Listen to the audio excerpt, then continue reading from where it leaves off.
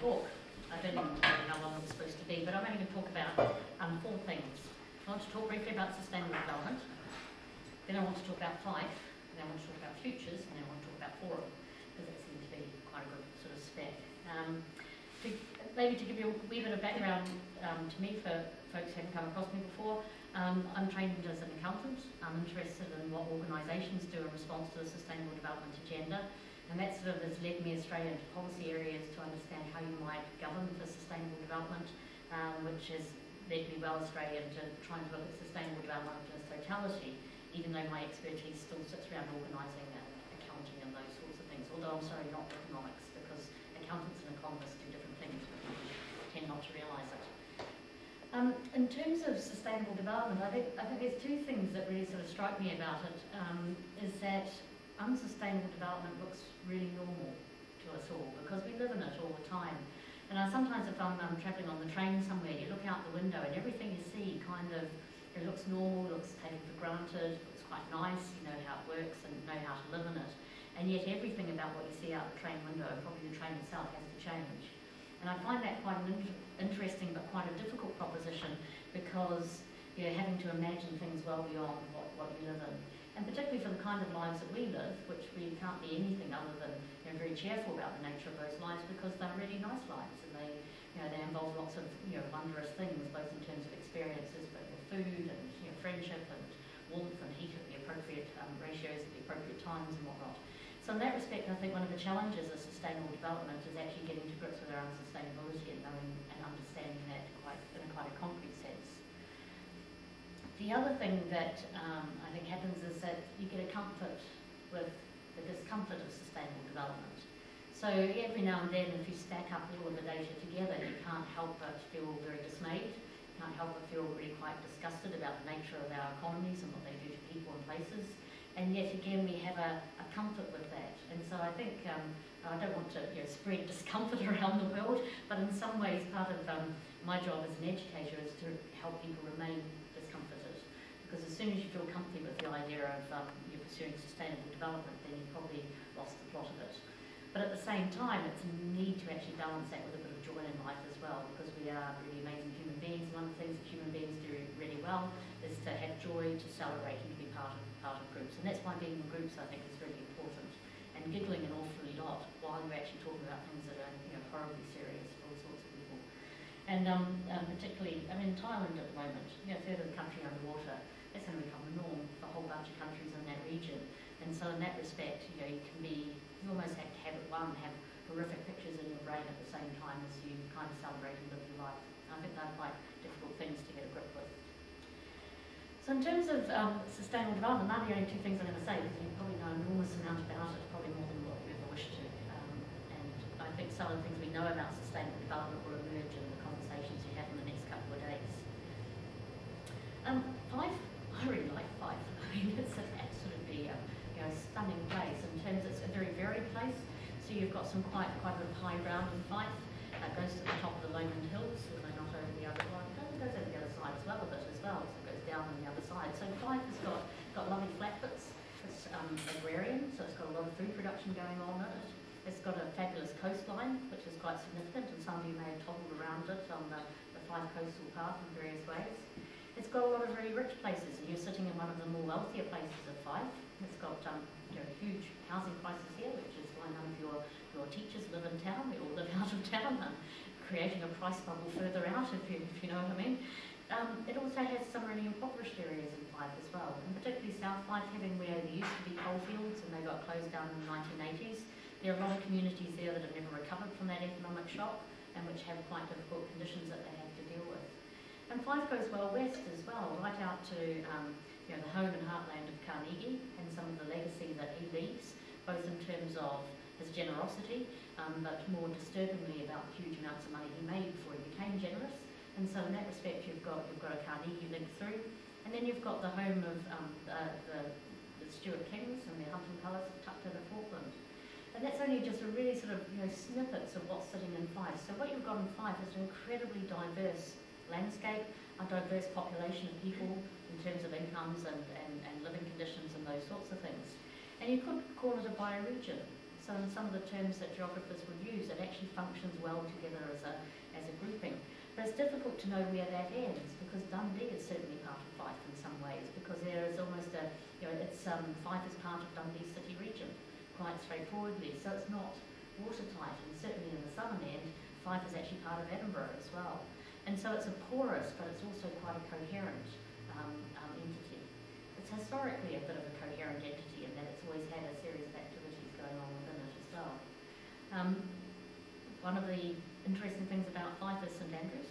So this is a place of pilgrimage for many, many years, a place of education for coming up to 600 years. And so it's got quite a particular history and feel to this place as well. And quite often some of my colleagues, particularly in the principal's office, describe us being on the periphery and on the edge. I suggest that they should move to the South Island of New Zealand, and then they'll discover what on the edge feels like. And so in some ways you could create a story about Fife being on the edge, but things that strikes me about those kind of stories are invariably false, because you're in the middle of wherever you are. And so, this is the middle of the universe in some kind of translation of that term. And so in that respect, the people that have been coming and going from this area have always brought musings with them, whether it be from tiles on the roof around the East Nuke through to ideas, through to Christianity, the whole works. I think that also makes it a potential crossing ground for really interesting things to emerge in sustainable development as well. And so I was just doing a wee sort of random run through about some of the things that we know are happening in Fife. There's a Fife diet, which is a really interesting local eating experiment, whereby a guy called Mike Small and his wife put together the idea that how about having a go of eating most of your food from Fife on a seasonal basis. They've sort of got an 80-20 split. The nearest winery is actually just along from Dundee, so that seems close enough to them, and chocolate most definitely has to be imported, otherwise everyone's miserable. So in that respect, they've got sort of an interesting way of thinking about food.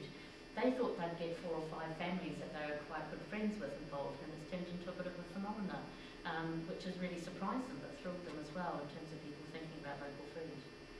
In terms of the transition movement, there's all sorts of transition tunes tucked away in around Fife. You've got the North Howe transition tune, you've got one here at St Andrews, North Queensferry, etc. So there's quite a few communities that are actually adopting that as a model of thinking about who they are, who they want to be, how they want to evolve. I'm waiting for North Howe's transition town to open its community bakery because I want whatever they're making. Okay, so in that respect, there's some interesting, again, so far it's all about food, isn't it? Okay, let's see if we can get off food then. There's an ecology centre down at Kirkcaldy, which has got Scotland's first earthship in it, which is a building that's sort of built into the ground with tyres packed with earth. It's very energy efficient. It was originally, these earthships were originally designed for the New Mexico desert, so it's not completely ideal in Kirkcaldy, but it's interesting to experiment with that technology as a way of actually having really low impact houses, but in a cold place as opposed to a warmer place. I never know, is Newborough in or out of Fife? I think it's still just on the edge of Fife. I think Fife ceases just after Newborough. Newborough is a wee town at the top of the Tay. It is very well known for community orchards, and they've got some apple trees there that are the original apple trees that ever came to the UK. So they've spliced off them. Apples are kind of like that. They live through grafting for a very, very long time. So they have a whole array of community orchards, and it can't be too far away. This time of year they always have their apple and plum day. So if you know anyone from Newborough and they come to visit you, they will bring you some plum jam, because there's a wee bit of a lot of it every year. So they've focused their food in around some quite old apple varieties, but also plums, which grow very well here. But they're also scoping the community wind project. You then have a lot of stuff going on and around energy, from the Fife Energy Park, which is pretty high tech, through to a variety of community wind projects around the East Nuke, through to the University of St Andrews, currently in planning consultation for its own wind farm as well. Likewise, if things go well, we might have a combined heat and power plant sitting out at Guard Bridge. There's a big one under construction sitting beside Thomas Russell, the paperworks that sits just beyond Glenrothes. So in that respect, there's quite a bit of joined up learning from these entities that are trying to do the same thing. Elmwood College have an organic farm. They have a biodiverse golf course, as does the RMA, manage the golf course out there using biodiversity issues as well. Personally, I think just strip it underwater, but that's a whole different question. Don't talk about it that fast. Okay. Likewise, The East Nuke's really interesting. A lot of places that have done interesting things usually have a high percentage of people living in them that work in the creative industries. So Fintry, which is considered a leader in community wind, about 1/3 of people who live in Fintry commute into the creative industries in Glasgow.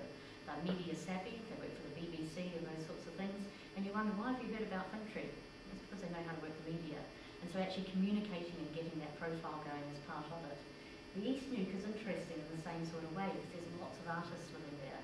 That leads to a lot of sort of community artistic type events, but also might lead to quite different ways of thinking about what you're doing.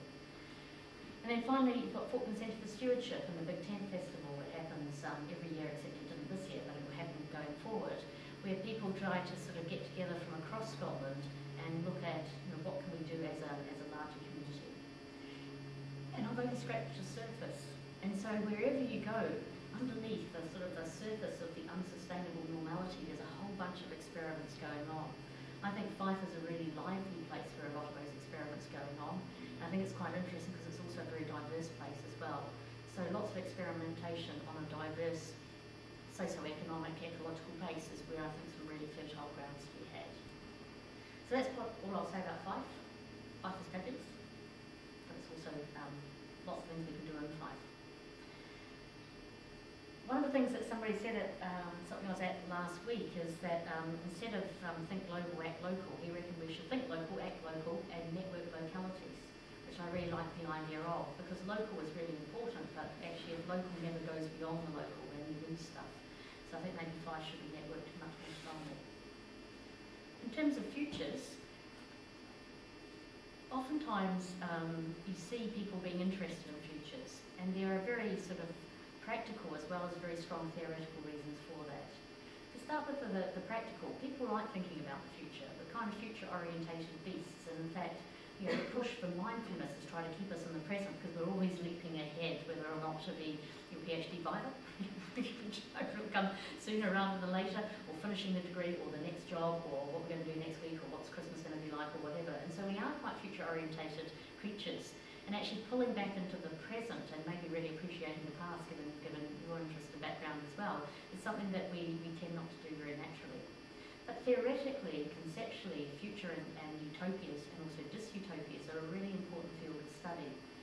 And the reason for that, it draws from some of the theories about how do we get to go somewhere different. And remember, we're trying to go somewhere radically different when we do sustainable development.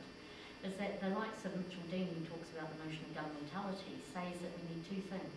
First, we need problematization, so we need some reason to do things differently, but then we need a utopian vision which says where we might go, but also that vision has to be achievable in some way. It doesn't have to be easily achievable, but it has to be conceived of as being achievable. Only then will you get change. And so what we've seen in the last sort of 20, 30 years is a whole series of problematizations, from Rachel Carson onwards, problematizing all sorts of things. And we wouldn't be where we were at the moment if it weren't for the activism of people that problematized. But increasingly, and even then, you can't just say, there's a problem. What do we do next? And so this is where futuring becomes really important, because if you don't have a sort of some conception about what you're doing next, then it's very hard for the problematization to sustain and go beyond where it is at the moment. But it's also very difficult to get where you want to be if you don't know where that is. And so the governmentality framework says you've got to have problematization, you've got to have quite a strong utopia, and then the analytics of governing allow you to move between the two. And there's a whole series of ways you can do that. So utopias as well as dystopias are really important.